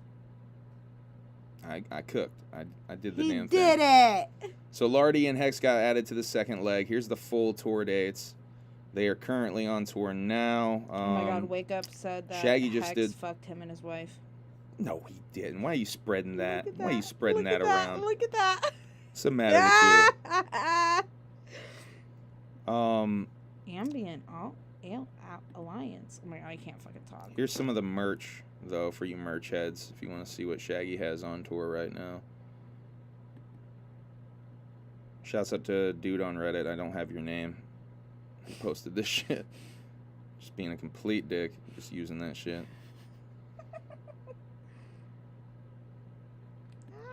Alright, Hallowicked is coming up next. I think ICP got 2 festival shows that they're doing. Riot Fest and that fucking Rock Fest. Ridge. Yeah, Blue Ridge Rock Fest that they're doing in between now and Hallowicked. But Hallowicked is the next big clown show. And obviously, Juggalo Ohio 2 coming up as well in January. We got to get it's gonna be tickets for this. So cold. We gotta buy the tickets for that because I'm pretty sure we're gonna be able to figure out how to get to Juggalo Ohio. It's gonna be no matter so what. We gotta go there for that shit. I'm not missing that. Taffy and Whoop already got their tickets. Yeah, we gotta get ours. So I'm nervous of a sellout. It's a bigger place, but I need to confirm that we need to get them shits. I don't give no offense to the rest of y'all. I love all y'all motherfuckers, but if Whoop and Taffy are going, that pretty much means that I am locked and keyed to go in that bitch. So Shaggy, before we finish this out with reading some articles and shit, Shaggy did do a Twitch stream last night from Tucson. It broke up in the very beginning of it, so there's an 18-minute clip and then like an hour and a half clip. I will break it down real quick for you though. Odd Squads might join them throughout the stream. Shaggy saying he's having fun on tour. Only 2 days off on the whole tour. He's performing almost every fucking day on that tour. That's working hard. They're filming vlogs on tour. Shaggy doing meet and greets after the shows, so he gets to talk to the fans a little bit more and kind of veg and hang out a bit. Manny talked to a fan on the phone who was in prison, which causes Shaggy to immediately get mad and cut a promo about fans taking too long to film video bits, which is just right after he was saying how he likes having all the extra time with the fans. But he says he's not bitching, though, and then the stream cuts. They come back, and Shaggy's telling a story about Manny driving the bus suddenly, which I don't know what exactly we missed. Says he won't be streaming on Thursday of this week, but they're going to be trying to stream on Tuesday of next week and going forward. Shaggy says he gets mad at charcuterie. Charcuteries. Why? He says he gets mad when they get brought out. Why? He's just like, it makes him mad. Pisses him off. That pisses me off. For those of y'all that don't know, I pretty much survive off of charcuterie and chicken nuggets. I literally eat like prosciutto and cheese and some kind of cracker like every day. How could you not? Wild. Shaggy says he went to Generation Cool, Slobby Robbie's store, met Slobby Robbie. Shaggy doesn't like merry-go-rounds. Me either. And Manny says that they're scary. Still no Odd Squad at this point. They're Brutalis. scary? Yeah, Manny says they're scary. They talk about one in Michigan where it's like all weird animals on it or something. I think that was the context of like that. Creepy. Yeah, it was like I think that's why. But Manny, I think, thinks all of them are scary. Don't call Humble a cracker. He's my favorite. Hey, cracker. you can call me a cracker all day, He's man. my favorite cracker to put prosciutto on. Is Zitro here? No. What's up, Zitro? Shouts out Zitro hanging in. Yeah, Zitro's dope. Thank you for tuning in, bro. I really appreciate I'll that. never forget about your damn Sonic shoes. What were they? Sonic Feelers? Because we were talking about them Feelers. You missed out on the Sonic Feelers. Shouts out to Zitro. That's a really good dude.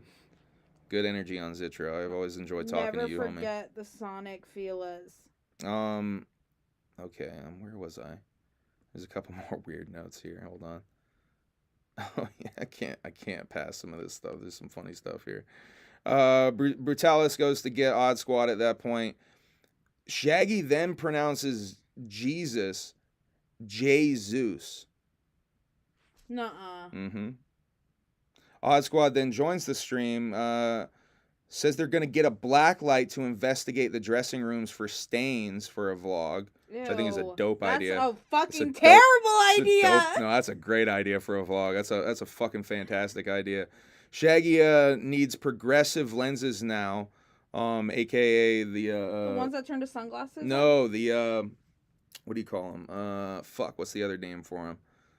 The old lady glasses. Bifocals. Oh, they he needs the little reading glasses and the regular. Aww. They call them progressives now, apparently. Aww. He says he needs those now. There's a weird story about a sea otter causing havoc to boaters or something. They play a quick video of that sea otter going nuts. Shaggy is a big Woody Woodpecker mark. What? And a big Baby Huey mark, I think, as well. Lame. But not a fan of the Woody Woodpecker movie at all. Not a fan. But yeah, once again, no stream on Thursday, but they are streaming Tuesday and going forward Tuesday and Thursdays for the rest of the tour, or at least trying to. Pretty fun little stream over there on Twitch. So this is weird as fuck. Violent J is speaking at a marketing event in Detroit. I guess it ain't that weird. Huh. It's actually kind of interesting here. This is from Reddit. Violent J speaking at Direct Marketing Association of Detroit event on August 10th. Hey Juggalos, my name is Dan from DMAD, Direct Marketing Association of Detroit. Heads up that Violent J of the Insane Clown Posse will be our guest speaker on Thursday, August 10th at the Majestic Theater Complex in Detroit, Michigan, 11:30 a.m. to 1 p.m. Get up close and personal with a legendary Detroit artist with over 30 years of outside-the-box marketing experience in music, movies, and professional wrestling. The event is only $30 for members, $40 for non-members, and includes lunch. Only 100 tickets available. This will sell out. He's I don't know definitely if going to be painted up, Nick, because he's going as Violent J and not... That's a guy. He might not paint up for something like that. Well, I don't know. He's going as You would Violent think J. if he appears as Violent J, though, I would agree. I think he would probably paint up. But he is, he has been not painting up more and more. Yeah, that's true. But I think because it's a public appearance, he probably paints up because they're gonna want him painted up because he's going as Violent J. He's not going as Joe Bruce. I'm going for the lunch. Same, girl. That's what I'm thinking. I'm like, free lunch. That's why it's the 11:30 start time. By the way, Can you send us that image? I got you. All right. So now I'm gonna read. Apparently, and we're gonna close this out with me reading a couple of articles for y'all. So first, these are behind some paywalls. That's why I'm reading these to you, and I thought they were fresh and deserve a little bit of attention.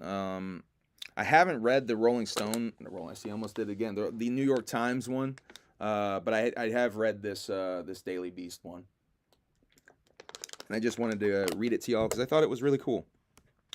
Nearly 25 years after the first gathering of the Juggalos, Gen Z Juggalos have started showing up in force.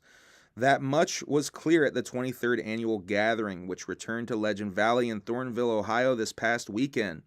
The 4-day, this by the way is a little dated, I'm like 2-3 weeks late on this. I saw this like so long. The 4-day music festival, were you able to read it? I like finagled Because every time I like finagled it. you figured out a way? Yeah, I finagled it. All right, I'm gonna read it anyway because I think do enough it. people Do it. didn't get a chance to see it. Because I had to fucking finagle a way to fucking get it too. That's how I got these screenshots. Let's see. The 4-day music festival hosted by the Insane Clown Posse and their record label Psychopathic Records is a mecca for ICP fans who show up by the thousands for one big family reunion. But thanks to the recent growing stream of leftist memes and TikTok trends, a new crop of Gen Z Juggalos, or Zuggalos, as I've decided to call them, have joined the party.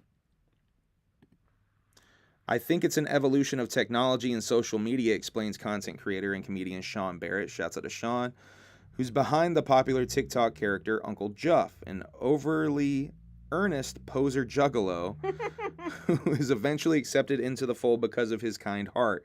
You saw a bunch of ICP songs go viral on TikTok recently, and everybody is like, what's this all about? And they don't have that old stigma. They just think this makeup is cool, this music is cool, and then they kind of find it from there. Barrett should know he himself is a newer juggalo who found acceptance in the community and now considers himself a bit of a juggalo Trojan horse, bringing in younger fans through his TikTok comedy. I went to a gathering 5 years ago, and it completely changed my life, he says. This newer generation is the next evolution, and it's so exciting to be part of that evolution of juggalos. One of the leaders of this new generation is Ouija Macca, who outside of Insane Clown Posse themselves was the most popular performer at the gathering. Musically, he might be more similar to SoundCloud rapper than he is to ICP. To a SoundCloud rapper than he is to ICP. But his horrorcore lyrics and dark carnival mythology keep him firmly in Juggalo territory. His style has rubbed some older this is great. Rubbed some older ICP fans the wrong way, but he's beloved by their kids. A lot of parents have come up to me and told me that they had nothing in common with their teenage sons or daughters until they found my music. They could listen to it in the car together and bond over it. That means more to me than anything, Ouija says. I was not a fan of the TikTok portion of the Juggalo world. These new people found a cool TikTok sound and painted their face. But there are people that found the carnival that way. People who needed this shit just like I did when I heard ICP a bajillion years ago. There are people back then that would have said I wasn't a Juggalo because I wasn't down since ICP's 1992 full-length debut album, Carnival of Carnage. I went to ICP member Violent J about it because I felt some kind of way. Ouija continues. And he was like, you were kind of being a hater. Imagine if a motherfucker told you that you weren't down and shunned you and made you feel like this wasn't a place for you. That's the opposite of what we are supposed to be doing. We are supposed to be inclusive. We are supposed to be accepting. We are supposed to be that space for them. Juggalos have always been more diverse than people give them credit for. ICP's lyrics are all about giving outcasts a voice, accepting people for who they are, and of course, murdering bigots with a hatchet. But over the last few years, the more ultra-hip, gender non-conforming kids have been making their presence felt. And while Juggalos as a whole are very welcoming, no one would ever consider them woke. At least not yet. Ooh. A case in point, a trans juggalette named Steph performed in the Miss Juggalette contest at the Gathering this year. But while 99% of the crowd was cheering for her, there were some people making transphobic comments. A 20-year-old trans juggalo named Goliath told me that he was really uncomfortable watching it. At the Gathering, there is the layered aspect of slightly conservative energy from the older folk, he said. I have my community that I know and feel good with, but it's the 30 to 40-year-old crowd that is behind on understanding us. And incidents like that are few and far between.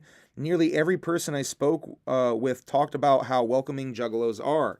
If anything, the friction with the Gen Z Juggalos is based on the same kind of protective gatekeeping that happens in every music scene. The older folks have been there longer. They know more. And they hate what they see as tourists showing up to their family reunion for social media likes.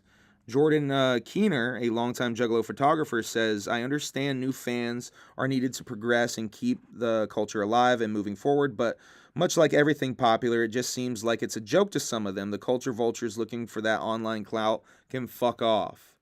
The fight between gatekeepers and the Juggalos will undoubtedly continue for some time, but it's more young people embrace the wicked shit. But if more young people embrace the wicked shit, maybe the Gathering will last long enough to see another generation of Juggalos rise and take up the mantle from the clowns that started it all. You don't hear people really talk shit about Juggalos anymore. You don't hear them talk shit about ICP, Barrett observed. They are finally getting the flowers that they fully deserve. Now it's cool to be a Juggalo. Below, see some more exclusive images from this year's Gathering of the Juggalos. Okay. So that was pretty cool, right, guys? That was pretty cool. I like that article. I think it focuses on some important shit that does need to be highlighted in the community, is that the weird transphobe stuff. Because, like Jay said, it really should be inclusive for everybody. Mm-hmm. And I like that it's cool that Jay's like kind of checked Ouija on that a little bit. Kind of like, it seemed like Ouija realized, like, shit, he's right.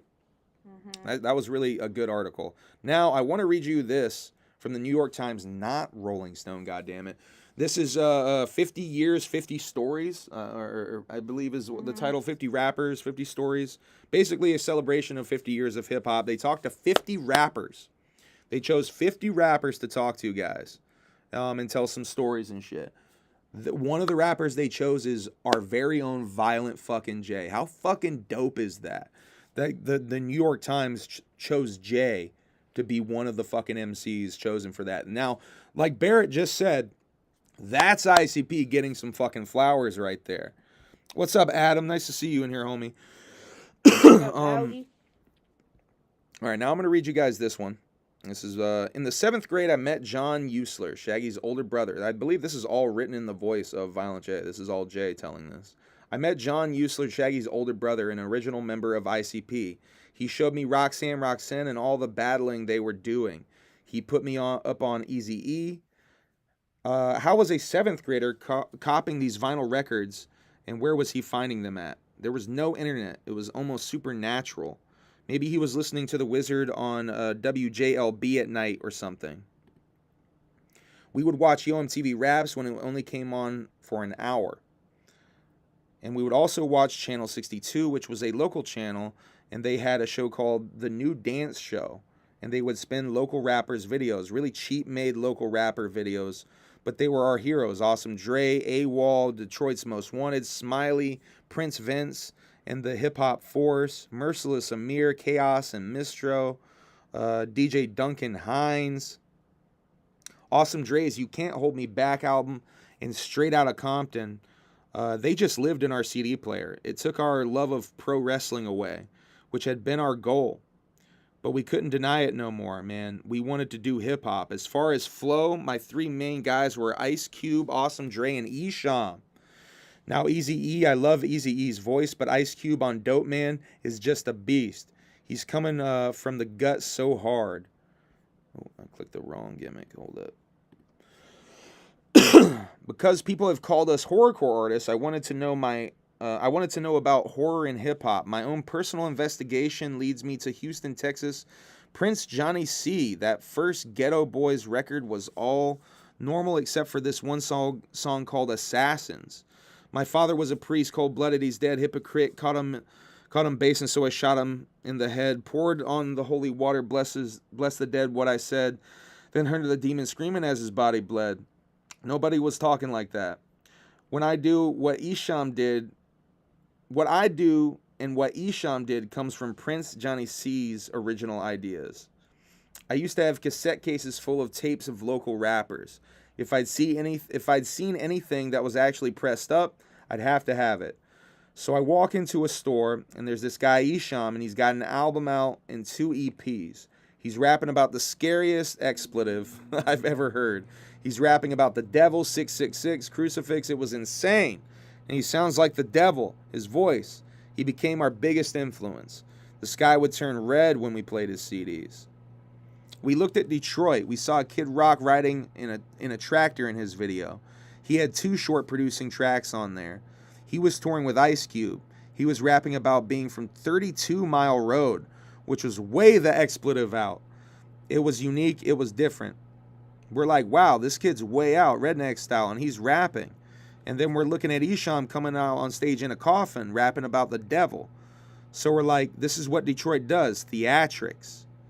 Plus, we're huge wrestling fans. So we put face paint on after our first EP. That way, Kiss, the way Kiss does in rock, in rap, who's doing that? Who knows? Who's doing that? You know. My bad. It felt natural. It wasn't awkward.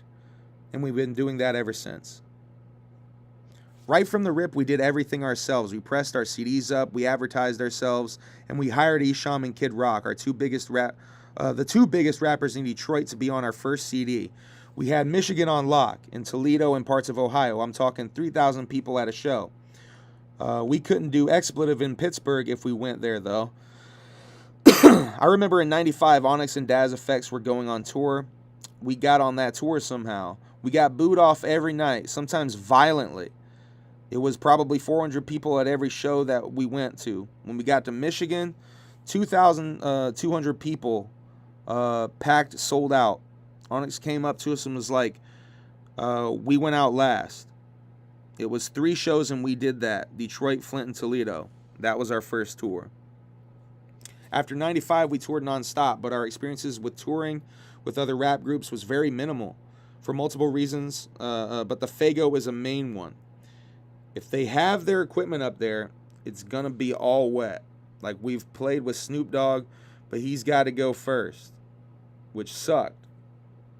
Because people leave, but he ain't going to go after we destroyed the stage with Faygo. That's like the Outkast story. I wonder if he's going to tell the... Yeah, here we go. In 94, we got to be part of this big rap show in Toledo. It was Outkast, Coolio, a bunch more. We were so honored to be on the lineup like that.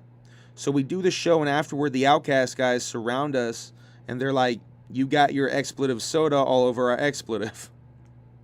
So we had to pay them money for cleaning and everything. People were mad at us, and we weren't trying to get nobody mad at us. We just wanted to do our thing. You know, that's a lot of reasons why we're in this place we're in.